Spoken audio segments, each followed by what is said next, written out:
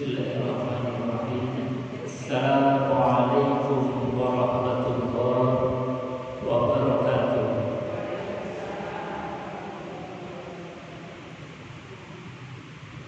Bismillah, innal hamdalillah nahmaduhu wa nasta'inuhu wa nastaghfiruh wa na'udzu billahi min shururi anfusina wa sayyiati a'malina. May yahdihillahu fala mudilla lahu wa may yudlil fala hadiya lahu.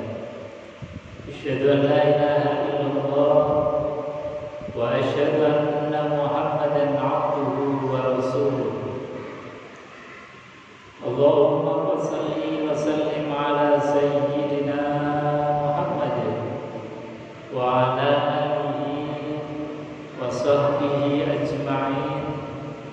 Rabbi shrah li sadri wa yassir li amri wahlul 'uqdatam min lisani yafqahu qawli. Amma ba'd. Qala Allah ta'ala fi kitabil karim wa huwa asdaqul qailin. A'udzu billahi samil 'alim minasyaitonir rajim. Bismillahirrahmanirrahim. Ya ayyuhalladzina amanu taqullaha haqqa tuqatih wa la tamutunna illa wa antum muslimun. Sadaqallahul 'azim wa sadaqa rasuluhul karim wa nahnu 'ala dzalika minasyahidin walhamdulillahi rabbil alamin. Ingkang kawula hormati pengurus Majelis Ta'lim Masjid At-Taqwa RW 5 yang dimuliakan Allah, serta jajaran pengurusnya, ibu-ibu yang hadir pada kesempatan sore hari ini yang berbahagia, yang dimuliakan oleh Allah Subhanahu wa taala. Pertama dan yang paling utama tentu kita bersyukur kepada Allah biqauli alhamdulillahi rabbil alamin. Apalagi saya serasa kumpul dengan ahli surga. Ahli surga itu kelihatan tampak dari muka-mukanya. Jadi kalau muka-muka itu suka senyum, gampang kumpul dengan orang, itu insya Allah ahli surga. Dan kita ini memang KTP-nya KTP surga. KTP-nya KTP surga.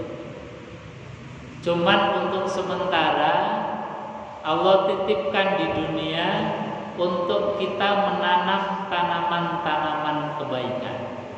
Nanti insya Allah karena kita sudah punya kunci surga, akan kembali lagi ke surganya Allah Subhanahu wa ta'ala. Makanya Allah sampaikan di dalam Al-Quran, Qul bifadlillah wa birahmatihi fabidzalika falyafrahu. Qul, katakan wahai Muhammad, bifadlillah, disebabkan karena karunia nikmat dari Allah, wa birahmatihi, dan disebabkan karena rahmatnya Allah, fabidzalika, oleh karenanya kata Allah, falyafrahu, maka bergembira. Cirinya orang gembira itu gampang. Kalau gampang kumpul dengan orang, mudah ketemu dengan orang, itu cirinya orang yang gembira. Orang yang farih. Coba kalau kita banyak utang, itu ada orang duduk-duduk aja sudah gemeteran, apalagi ketemu. Kita ketemu tetangga saja rasanya sumpek. Ketemu sama orang sumpek, apalagi ngaji seperti ini. Orang yang gampang ketemu orang, senang ketemu orang, apalagi kumpul ngaji, ini ciri orang yang senang, orang yang gembira. Orang yang gembira itu ciri dari ahli surga. Amin Allahumma amin. Hanya pertahankan terus, kita tingkatkan, jangan ada kegelisahan di dalam hati kita. Insya Allah kita semua yang hadir di majelis ini, keluarga kita termasuk keluarga surgawi. Amin ya rabbal alamin. Jamaah ibu-ibu pengajian Masjid At-Taqwa yang dimuliakan Allah Subhanahu wa taala. Tema pada sore hari ini adalah pandangan Islam terhadap wanita atau terhadap perempuan. Jamaah ibu-ibu yang dimuliakan Allah, kalau kita melihat dari Al-Qur'anul Karim dan syariat Islam, ini kita khususnya ibu-ibu pasti akan bangga punya agama namanya Islam. Kalau kita membaca Al-Qur'anul Karim, itu pasti khususnya ibu-ibu pasti akan senang banget punya kitab suci namanya Al-Qur'an. Kalau kita melihat sejarah baginda Rasulullah Sallallahu Alaihi Wasallam yang begitu luar biasa mengangkat derajat kaum perempuan, maka pasti ibu-ibu sangat cinta sekali dengan Rasulullah Sallallahu Alaihi Wasallam. Oleh karenanya sore hari ini saya ngajak ibu-ibu supaya cinta Quran, cinta syariat, cinta baginda Rasulullah Sallallahu Alaihi Wasallam. Moga ibu-ibu yang bawa Quran, Qurannya bisa dibuka surat An-Nahl. Kita akan mengkaji bagaimana Al-Quran itu menjunjung tinggi derajat kaum wanita. Yang bawa Al-Quran atau HP ada aplikasi Qurannya bisa dibuka. Kita akan mengkaji bagaimana Al-Quran itu menjelaskan, mengisahkan satu peradaban, mengisahkan satu gambaran wanita sebelum Islam datang.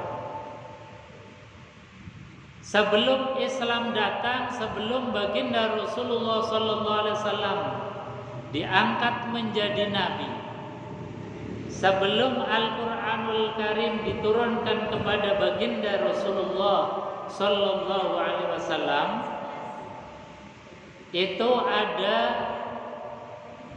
satu peradaban namanya peradaban jahiliyah. Peradaban apa, Bu? Jahiliyah. Kenapa disebut peradaban jahiliyah?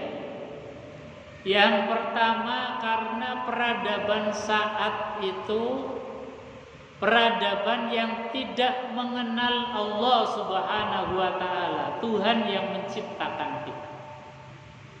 Jadi manusia diciptakan oleh Allah, dikasih rezeki oleh Allah, tapi sama Allah sendiri nggak kenal.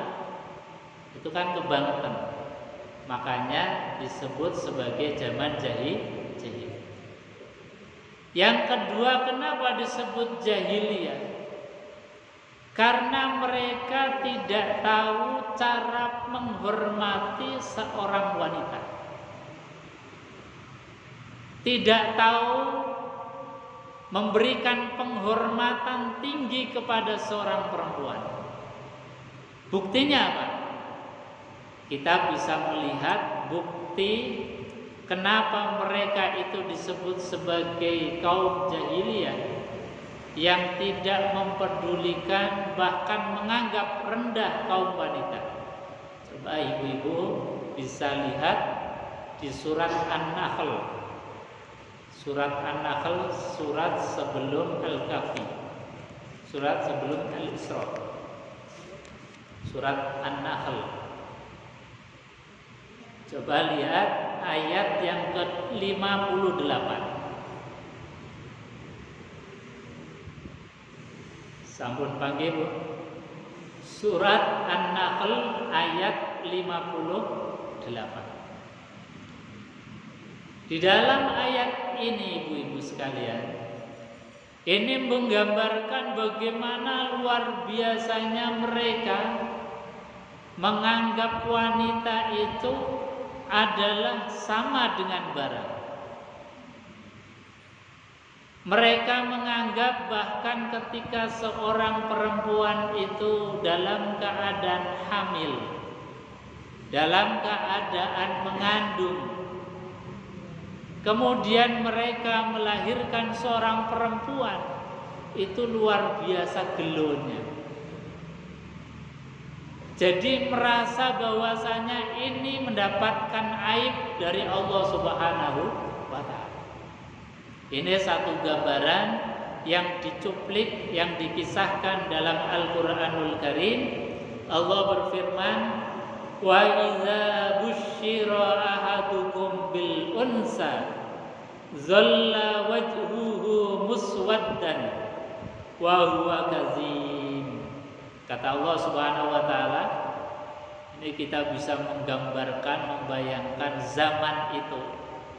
Kata Allah, wa idza busyira ahaduhum, ketika seorang perempuan yang hamil tua kemudian dikabarkan bahwasanya seorang perempuan itu melahirkan seorang anak perempuan.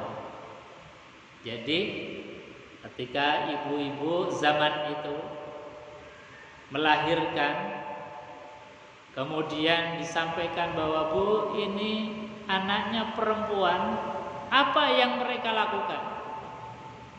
Sikap mereka ketika dikabarkan bahwa anaknya perempuan, zalla wajhuhu muswaddan, wajahnya yang asalnya itu berseri-seri karena akan mendapatkan anak, wajahnya itu yang asalnya gembira, senang. Siapa sih yang gak senang? Seorang ibu yang hamil 9 bulan dalam kandungan, terus menerus dibawa kemana-mana, mau ke kamar mandi dibawa, mau masak dibawa, mau pasar dibawa, mau kemana pun dibawa. Nggak pernah diletakkan barang sesaat pun, dan nggak pernah ngeluh meskipun itu berat, membawa minimal 3 kilo atau bahkan lebih karena ada yang menyertai bayi itu. Jadi setiap hari orang yang hamil itu luar biasa. Makanya ibu-ibu ini seorang yang super kuat, bawa barang yang barangnya itu dibawa kemanapun nggak pernah diletakkan. Ini kalau bapak-bapak suruh gitu nggak kuat. Makanya ibu-ibu luar biasa. 9 bulan ditunggu-tunggu, 9 bulan dinanti-nanti bayi yang mau dilahirkan itu. Tapi apa yang terjadi? Ketika dilahirkan kok ternyata seorang anak perempuan, langsung wajahnya berubah total.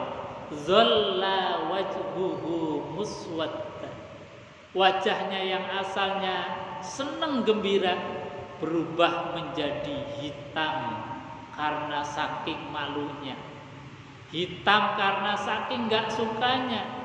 Hitam karena apa? Menganggap bahwa ya Allah, kok dapat anak perempuan. Betapa malunya diriku, betapa aibnya keluargaku. Akhirnya apa? Akhirnya seorang ibu yang rindu akan mendapatkan anak, seorang keluarga yang akan mendapatkan anak ini, mukanya jadi kemudian marah merah padam. Zalla wajhuhu muswaddan wa huwa kazim. Kenapa merah? Karena begitu sangat marah dan malu menanggung aib karena mendapatkan anak seorang perempuan. Jadi sebegitunya di zaman sebelum Rasulullah Sallallahu Alaihi Wasallam lahir, Sebelum Al-Quran turun, itu perempuan baru lahir saja sudah dianggap membawa sial. Seorang anak perempuan baru lahir sudah dianggap membawa aib bagi keluarga. Ini zaman jahiliyah. Kita nggak bisa bayangkan andai kata zaman sekarang itu masih seperti itu. Ibu-ibu jangankan bisa ngaji seperti ini, jadi budak di rumah, jadi budak di masyarakat. Bahkan bukan hanya itu, kelahiran perempuan itu sudah dianggap aib. Makanya ibu-ibu kalau membaca ayat ini harusnya betul-betul syukur, ya Allah, alhamdulillah untuk Engkau turunkan Al-Quran. Ya Allah, untuk Engkau turunkan Nabi Muhammad sallallahu alaihi wasallam, Engkau angkat menjadi seorang nabi, menjadi seorang rasul. Ya Allah, alhamdulillah Engkau berikan syariat Islam yang menghapus peradaban-peradaban yang tidak manusia. Maka ini gambaran bahwasanya di zaman jahiliyah seorang ibu yang sedang hamil kemudian melahirkan anak perempuan itu langsung raut mukanya, zalla wajhuhu muswaddan wa huwa kadhib. Lalu apa? Yatawara minal qaum min su'i ma busyira bih. Jadi sikap mereka itu bukan hanya malu saja kemudian wajahnya menjadi hitam, bahkan yatawara minal qaum, berita gembira kelahiran anak ini kemudian disimpan. Bilang sama saudaranya, jangan cerita-cerita sama orang lain. Jangan kabarkan bahwasanya aku telah melahirkan, bahwasanya si keluarga ini mendapatkan anak perempuan. Jangan sekali-kali dikabarkan. Padahal kalau sekarang kan kita punya anak, baik laki-laki maupun perempuan, senangnya luar biasa. Kalau bahasa sekarang baru keluar saja sudah kita bikin status di medsos. Alhamdulillah anak sudah lahir dengan selamat. Medsos kita sebar sudah kemana-mana. Itu anak baik laki-laki maupun perempuan senangnya minta ampun. Luar biasa kita bahagianya. Coba kita gambarkan zaman itu, zaman jahiliyah, sebelum Nabi diangkat menjadi Rasul, sebelum Quran turun, sebelum ada Islam. Mereka punya anak perempuan rasanya sudah malu benar. Punya anak perempuan rasanya jadi aib. Rasanya kemudian keluarga ini runtuh. Karena apa? Karena anak perempuan dianggapnya hanya membawa kesialan. Beda dengan misalnya ketika seorang ibu melahirkan seorang putra, anak laki-laki, senangnya luar biasa. Digambarkan di dalam sirah sejarah-sejarah dulu itu, mereka kalau berpesta sampai 7 hari 7 malam karena saking senangnya dapat anak laki-laki. Mereka berpesta pora. Anak-anaknya yang baru lahir ini kemudian dikudang kalau bahasa sekarang, dipuja-puja. Tetangga-tetangga diundang, pesta pora bahkan sampai berhari-hari. Karena apa? Saking senangnya. Karena menurut budaya mereka anak laki itu adalah pilarnya keluarga, membawa keberuntungan, membawa hoki. Karena ini yang akan menjaga mereka dari bahaya-bahaya musuh. Mereka kemudian ketika melahirkan seorang anak laki-laki senangnya luar biasa. Tapi tadi gambarannya berbeda kebalik 180 derajat ketika melahirkan anak perempuan, wajahnya jadi merah padam karena marah dan malu. Bahkan yatawaro minal qaum minas su'i ma busyira bi. Sampai-sampai mereka menutup diri, tidak mau bercerita kalau habis melahirkan, kalau dapat anak seorang perempuan. Jadi mereka sembunyikan minal qaum, dari kaumnya. Pokoknya ditutup rapat-rapat. Jangankan syukuran, cerita saja enggak berani. Jangankan pesta pora, tadi cerita saja enggak berani. Jadi ketika lahir kemudian semua keluarga sepakat jangan cerita, tutup mulut. Min su'i ma busyira bih, dari jeleknya kabar ini. Jadi kabar kelahiran ini dianggap satu kabar yang sangat-sangat merugikan, sangat-sangat memalukan. Ini gambaran zaman jahiliyah. Hanya sekali lagi alhamdulillah ya Allah, kita diberikan oleh Allah Al-Qur'anul Karim, merubah segalanya, merubah zaman yang begitu luar biasa bodohnya, dirubah oleh Allah, dirubah oleh Al-Qur'an, bahwa perempuan kemudian ditempatkan di tempat yang paling terhormat.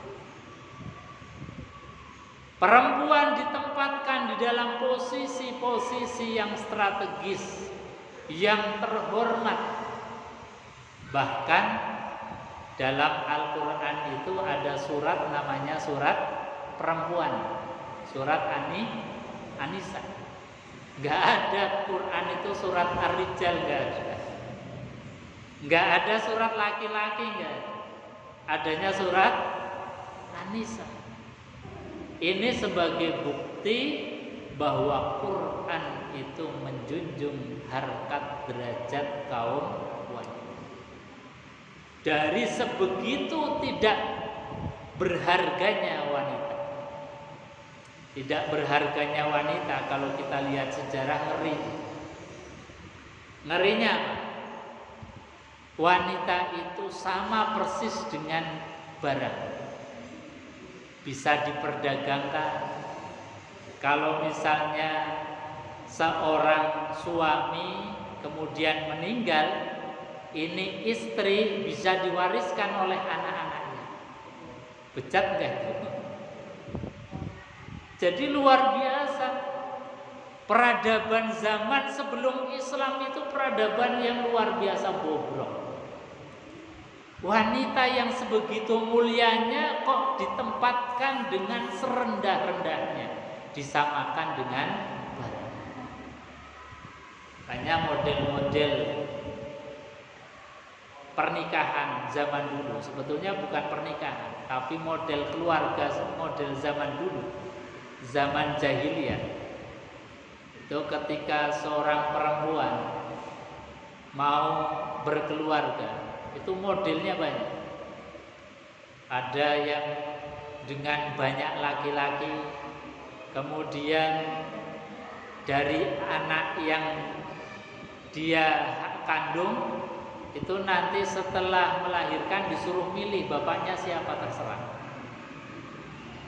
Di model-model seperti itu tidak ada ikatan yang disebut sebagai mitsaqun ghalidh, akad ijab qabul, enggak ada.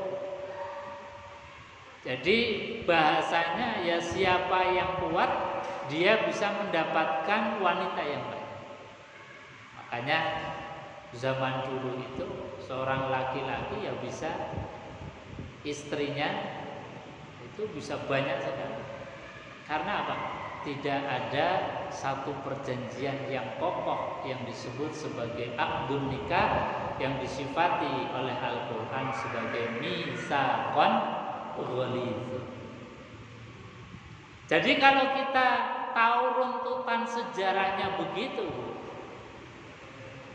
yang asalnya wanita tidak punya harga apa-apa di dalam keluarga ataupun masyarakat. Kemudian Allah mengangkat derajatnya sampai kemudian Allah Subhanahu wa taala membolehkan dalam syariat itu sampai hanya membatasi 4. Itu sebetulnya satu penghargaan yang luar biasa. Karena apa? Karena dulunya sebelum Islam itu terserah saja, asal mampu, asal kuat. Tapi Islam datang kemudian membatasi, hanya maksimal 4. Ini kan satu penghargaan yang luar biasa. Bahkan Quran mengatakan fa in khiftum alla ta'dilu fawahidatan. Kalau enggak mampu cukup dengan satu. Jamaah ibu-ibu yang dimuliakan Allah Subhanahu wa taala. Jadi sekali lagi kalau kita melihat sejarah tadi, rasanya kita bersyukur kepada Allah. Alhamdulillah luar biasa. Ibu-ibu bisa duduk seperti ini, ngaji, tenang, damai, merdeka. Itu karena adanya Al-Quran. Karena tuntunan dan petunjuk Al-Quran. Contoh dari baginda Rasulullah Sallallahu Alaihi Wasallam. Maka di zaman dulu itu, ketika lahir seorang anak perempuan, pilihannya cuma 2. Pilihannya cuma 2. Yang dikisahkan oleh Al-Quran, ayumsikuhu ala hunin am yadussuhu fit turab. Kalau ada seorang ibu melahirkan, kok ternyata yang dilahirkan adalah anak perempuan, pilihannya 2. Ayumsiku ala hunin, dia kemudian merawat bayi perempuannya ini meskipun dalam keadaan diisolir oleh kelompoknya, oleh masyarakatnya, dianggap sebagai aib. Jadi mereka ketika merasa kasihan, mereka kemudian tetap mengasuhnya, tapi dalam keadaan seperti nggak punya semangat. Karena apa? Karena menghidupi seorang anak perempuan itu seperti menggenggam aib selama ayum sikuhu ala hun. Jadi mereka kalau kemudian memelihara anak ini, ya selama hidupnya itu seperti menggenggam aib keluar. Atau pilihan kedua, am yadussuhu fit turab. Kalau mereka nggak ingin keluarganya mendapat aib, maka yadussuhu fit turab. Bayi perempuan yang baru lahir itu dikubur hidup. Coba bayangkan, ini Quran yang cerita.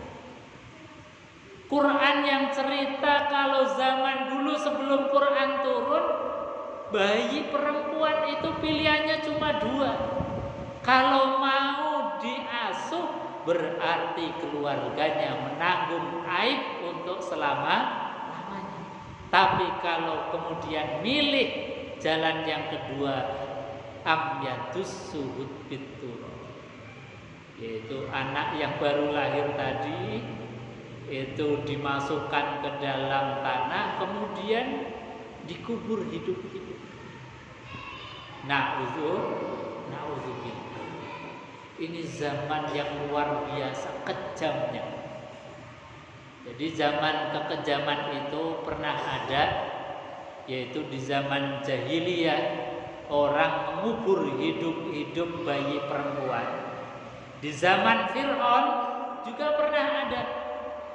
Zaman yang dimana ketika ada ibu yang melahirkan seorang anak laki-laki, dikubur hidup atau dibunuh.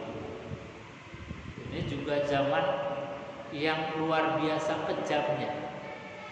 Makanya alhamdulillah ya Allah, Allah yang Maha Rahman Maha Rahim kok ngasih Quran menurunkan Al-Quran, mengangkat Rasulullah SAW menjadi Nabi dan Rasul. Andai kata Nabi Muhammad gak diangkat menjadi Nabi dan Rasul, andai kata Allah gak menurunkan Al-Quran, zaman jahiliyah masih seperti sekarang.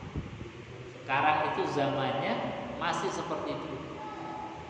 Hanya ini rasa syukur kita harus kita wujudkan dengan kita cinta Al-Quran, dekat dengan Al-Quranul. Jangan jauh-jauh. Karena apa? Al-Quran betul-betul perubah peradaban kita, merubah peradaban yang begitu jahiliyahnya menuju zaman yang penuh dengan peradaban, penuh dengan cahaya ilahi, cahaya Al-Quran dan tuntunan dari baginda Rasulullah Sallallahu Alaihi Wasallam. Hanya ibu-ibu, kalau kita tadi membaca ayat ini, rasanya air mata ini nggak terbendung. Bayi yang baru lahir kok pilihannya cuma kalau diasuh terus sampai dewasa berarti keluarganya menanggung aib, atau pilihan yang kedua, anak ini harus dikubur hidup. Contohnya siapa? Misalnya Umar bin Khattab. Kenal Umar bin Khattab? Sinten? Umar bin Khattab niku sinten? Sinten? Sahabatnya Rasulullah Sallallahu Alaihi Wasallam. Umar bin Khattab sahabat yang terkenal, sahabatnya Rasulullah Sallallahu Alaihi Wasallam. Ini sebelum Islam juga sama melakukan hal itu. Makanya ketika beliau sudah Islam, dalam satu kesempatan ketika beliau dalam bepergian, itu beliau sempat nangis sendiri, habis nangis kemudian ketawa sendiri. Jadi Umar bin Khattab itu pernah ketika kumpul-kumpul sama sahabat yang lain, itu nggak ada angin, nggak ada hujan, tiba-tiba beliau itu nangis sendiri. Habis nangis kemudian ketawa sendiri. Ini kira-kira kalau sekarang seperti orang gila. Jadi nggak ada angin, nggak ada hujan, tahu-tahu nangis sendiri, ketawa sendiri. Ditanya oleh sahabat, wahai Amirul Mukminin, kenapa engkau nangis sendiri, kok tiba-tiba ketawa sendiri? Apa yang menyebabkan engkau menangis? Maka dijawab oleh Amirul Mukminin Umar bin Khattab, wahai sahabat Rasulullah, saya menangis karena mengenang dulu di zaman jahiliyah. Begitu bodohnya aku, begitu jahiliyahnya aku dan peradaban saat itu. Saya pernah mengubur hidup-hidup anak perempuanku. Kemudian beliau gak kuat, akhirnya menangis dengan sejadi-jadinya, mengenang bahwasanya anak yang tidak berdosa dikubur hidup. Lah terus kenapa? Habis nangis kau ketawa? Saya juga mengenang di zaman jahiliyah dulu, kata Umar bin Khattab. Zaman jahiliyah saya pernah jadi orang digdaya. Lah digdaya gimana? Saya dalam satu kesempatan itu pernah musafir, jadi pergi jauh. Karena pergi jauh, saat itu saya mau ibadah, tapi kelupaan bawa patung yang biasa tak sembah. Jadi patungnya ketinggalan. Karena patungnya ketinggalan, maka saya bikin patung sendiri. Ada korma, kemudian korma itu saya tusuk. Satu korma jadi kepala, korma yang lain jadi tubuhnya, kemudian kurma yang lain ditusuk jadi tangan, ditusuk lagi jadi tangan kiri, kemudian dirangkai lagi kurma itu jadi kaki.